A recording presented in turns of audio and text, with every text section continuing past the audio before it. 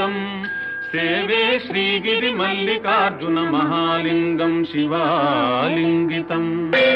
यामूलम् सचराचरस्य जगतः पुंसः पुराणी सखी व्यक्तात्मा परिपालनाय जगतामाप्तावतारावलिः दुष्टध्वंस सदिष्टदानविधये नानासनाभ्यासिनी श्रीशैलाग्रनिवासिनी भवतु मे श्रेयस्करी भ्रामरी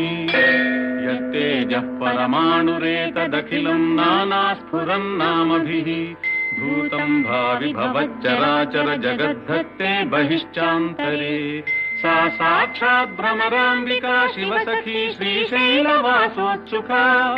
दिश्यादाश्रितलोककल्पलतिका श्रेयांसि भूयांसि नः